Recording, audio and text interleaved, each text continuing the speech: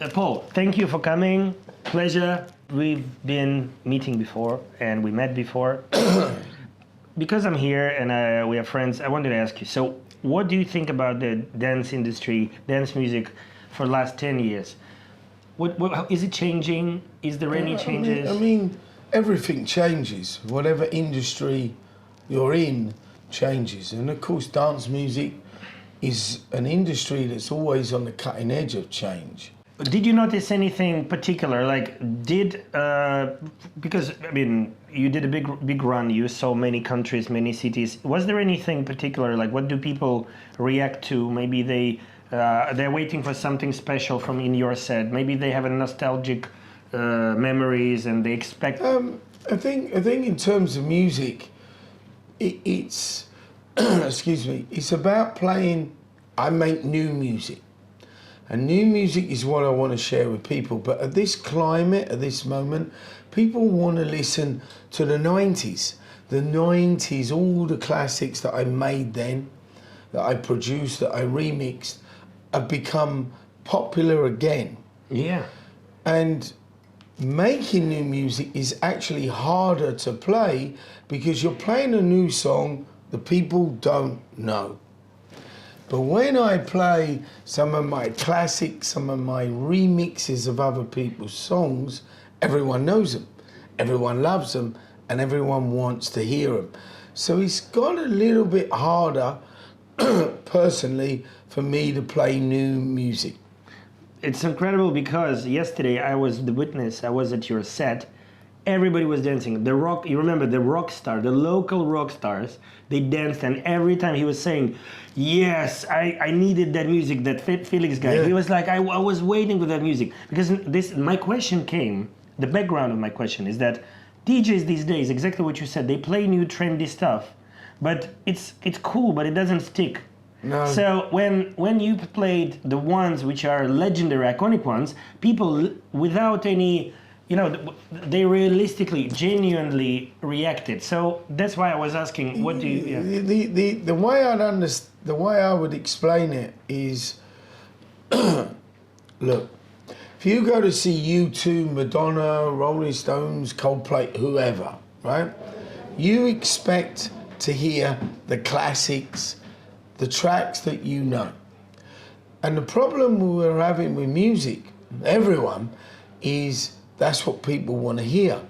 So if you go and hear your favorite artist in any genre that he's in or she's in, and they play their new album, no one knows the new album and no one wants to hear that. They want to hear the classics. They want to hear the familiar songs of mine.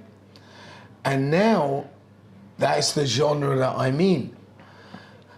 And it's difficult because I want to share that, but I don't really want to play that. I got it. What's the plan of Pol Okenfol for the nearest future? I mean, is there any big release coming or album? Yeah,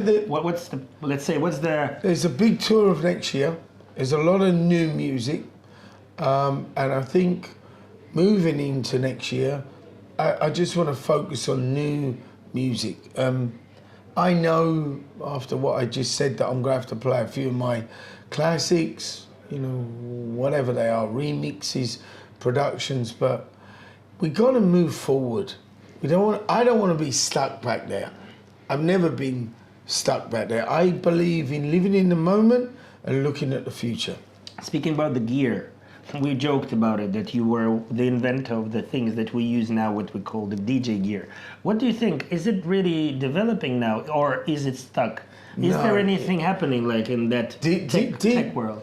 In the tech world, DJs have developed. It's live production. It's wonderful. It's really good. The true art back in the day of a DJ on vinyl, we've moved away from that, and I get it, and I understand it, and that was then. But now we're going into a different realm. As a DJ now, it's live remixing, live production, it's live, and I love that personally because there's a lot more that I can do. But when you see a true artist, a DJ, a Grandmaster Flash, Danny Tenegla, David Morales really play Sven Vath on vinyl, Cole Cox. It's great.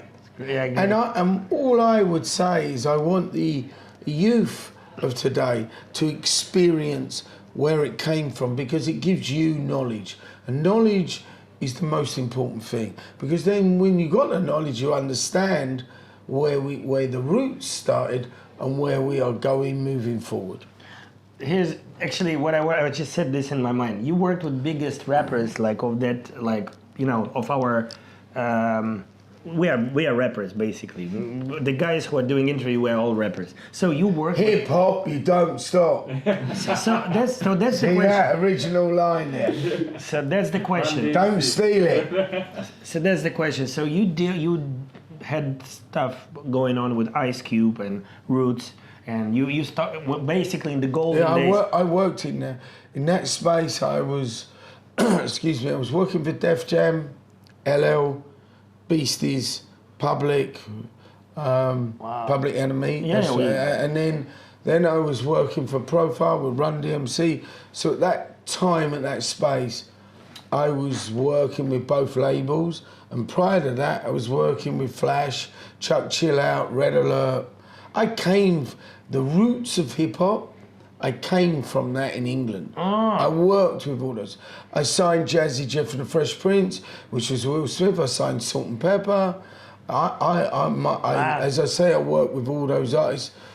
And then I collaborated with, whether it's Ice Cube, Flash, Pharrell, you name it. My roots are in hip hop. Do you still chat with them somehow? Do you still have contact, or it's not like there's no? If our paths cross, yes. If they don't, then no. That's how music works.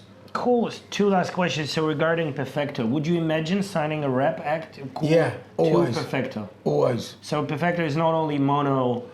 Trans. If it was, Perfecto has always been about supporting dance music, whatever genre it is. If there is an act that I truly believe in that is rap, then why not? Cool. I have roots in that, I have knowledge in that, and I have experience in that. And all of that I can give. And the traditional last one. So because we're here in Russia, you did amazing show in St. Petersburg, just about to do the show in Moscow. So what about the food? So still terrible. Still never coming back. So yeah, that's why I was offended that you didn't like my sausage made of elk. But speaking about it, what is it still borscht that you like? What? Is it still borscht that is your favorite? No. First of all, I mean, come on, it's probably one of the most iconic soups. Everyone knows Borщ. And okay, and just out of the curiosity, did he really try my sausage? No, yeah, of course I did. And there we go again. It's history. Thank you. No, thank you, sir. Thank you. Sir, thank you. No, really. It was done, it was love. Thank you.